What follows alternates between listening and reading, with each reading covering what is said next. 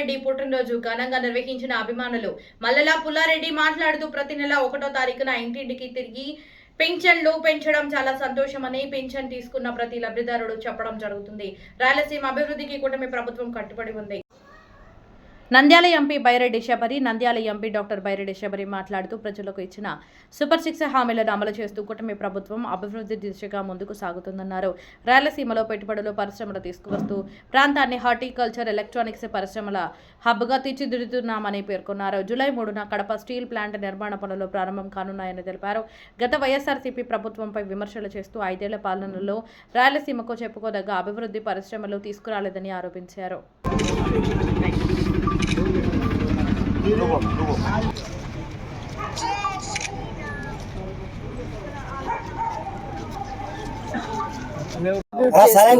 అందరూ కూడా పెన్షన్లు ఇవ్వడం జరుగుతుంది 1వ తేదీ అన్నాక.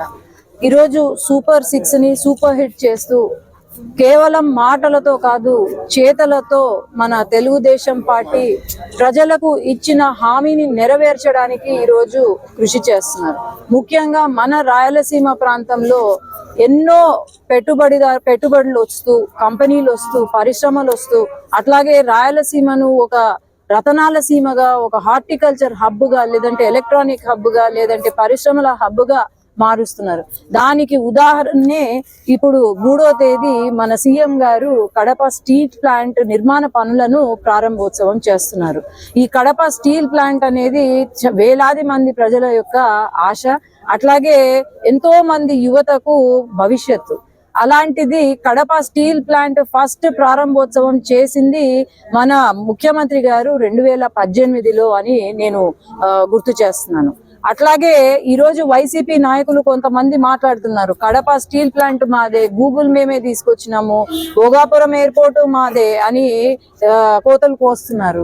ఒకటి నేను చెప్పేది, ఈ రోజు ఏదైనా జరుగుతుంది అభివృద్ధి అంటే అది తెలుగుదేశం పార్టీనే కానీ ఇంకా వేరే పార్టీ ఏమీ చేయలేదు. ఈరోజు వైఎస్ఆర్సీపీ లేదంటే జగన్మోహన్ గారు, నేను రెడ్డి అని కూడా అనను, ఆయన అసలు రెడ్డినే కాదు, జగన్మోహన్ గారు ఏమంటారు, నేను రాయలసీమ బిడ్డను అని అంటారు. కానీ రాయలసీమ బిడ్డ అయ్యుండి 5 సంవత్సరాలు అధికారంలో ఉంటూ మరి 5 సంవత్సరాలు ఏం చేసినారు రాయలసీమకు అని నేను ప్రశ్నిస్తున్నాను. ఒక్క అభివృద్ధి పని లేదు, ఒక పరిశ్రమ లేదు, ఒక కంపెనీ లేదు. ఉన్న కంపెనీను ఎల్లగొట్టినారు తప్ప ఇంకా ఎటువంటి అభివృద్ధి చేయలేదు. కనీసం ఇరిగేషన్ ప్రాజెక్ట్స్ పూర్తి చేసినారా అంటే కనీసం ఎలక్ట్రిసిటీ బిల్లులు కూడా ఎత్తిపోత పథకానికి కట్టలేని పరిస్థితి ఆనాడు వైసీపీ ప్రభుత్వాన్ని. కానీ ఈ రోజు వచ్చిన తర్వాత చివరి కుప్పంలో కూడా ఈ రోజు నీళ్లు ఇస్తున్నామనంటే అది మన ముఖ్యమంత్రి నారా చంద్రబాబు నాయుడు గారి రాయలసీమ పైన ఉన్న ప్రేమ అని నేను చెప్పగలుగుతాను. అందుకే ఈరోజు ప్రజలందరూ గమనిస్తున్నారు. ఖచ్చితంగా రాబోయే కాలం తెలుగుదేశం పార్టీ జెండా ఎగురుతుంది. ఇంకో 30-40 సంవత్సరాలు లోకేష్ అన్న సీఎంగా మేము చూస్తాము. అట్లాగే వైసీపీ అనే పేరు కూడా మళ్ళీ వినపడకుండా చేసేదే మా లక్ష్యంగా మేము భావిస్తూ ముందుకు వెళ్తున్నాం. ధన్యవాదాలు.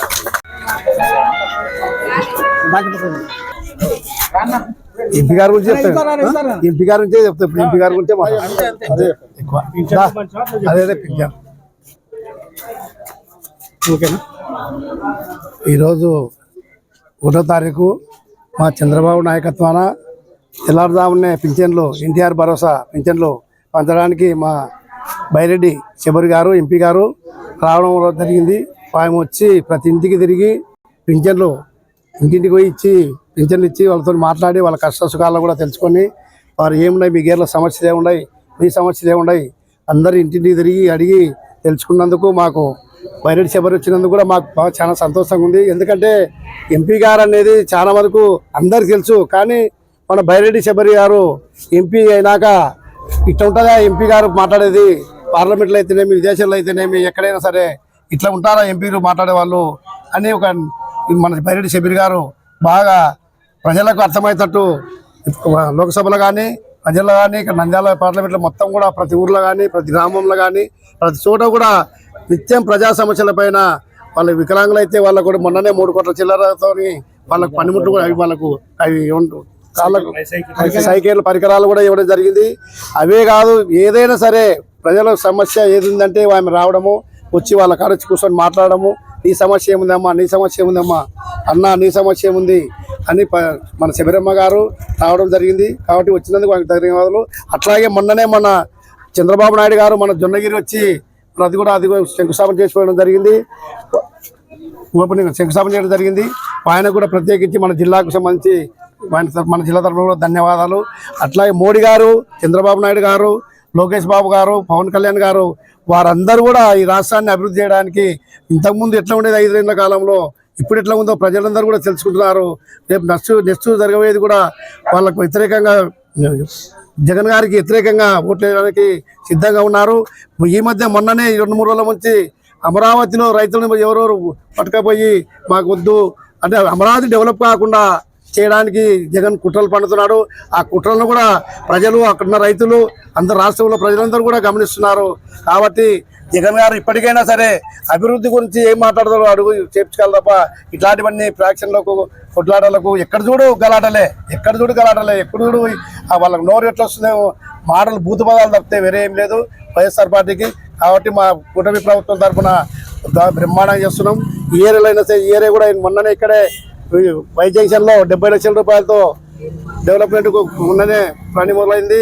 అట్లాగే టీజీ భరత్ గారు మంత్రి చౌరస్తాలో ఆదినేనిగుడి వెనుక రోడ్డు కూడా వేయడం జరిగింది. దానివల్ల ఈ ప్రజలకు ఎంత లాభము ఈ గురించి చేయలేని పని. అట్లాగే బుధపేట దగ్గర రోడ్డుకు షాపులు అట్లా ఉండేవి కూడా ఎంతోమంది నాయకులు వచ్చినారు, ఎంతమంది పోయినారు, ఎంతమంది అధికారులు వచ్చినారు. కానీ మా టీజీ భరత్ గారి ఆధ్వర్యంలో ఆ షాపులు కూడా తీసి రోడ్డు డెవలప్ చేసేందుకు ప్రజలకు చాలా సౌకర్యంగా ఉంది. కాబట్టి వారికి మా తరఫున కూడా ధన్యవాదాలు.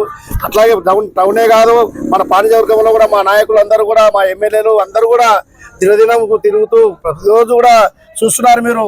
నంద్యాల రోడ్ అయితేనేమి, ఎక్కడైతేనేమి, బల్లారు రోడ్ అయితేనేమి, 16 వార్డులలో మా ఎమ్మెల్యేలు కూడా తిరిగి ప్రజా సమస్యల పైన డ్రైనేజ్ అయితే, రోడ్లు అయితేనేమి, పార్కులు అయితేనేమి బ్రహ్మాండంగా జరుగుతున్నాయి. ఈ 2 నెలల్లో భవిష్యత్తులో కూడా బ్రహ్మాండంగా చేస్తారు. వారికి అందరినీ కూడా గుర్తించి ప్రజలు కూడా గుర్తిస్తున్నారు. కాబట్టి వారందరికీ ప్రత్యేకించి ధన్యవాదాలు. నాకు పుట్టినరోజు బర్త్డేకి వచ్చినందుకు బైరెడ్డి శబరి గారికి, మా మిత్రులకు, మా పార్టీ కార్యకర్తలకు, నాయకులకు, అభిమానులకు అందరికీ పేరున వారందరికీ కూడా ధన్యవాదాలు తెలియజేస్తున్నాను. నా పేరు మండలం.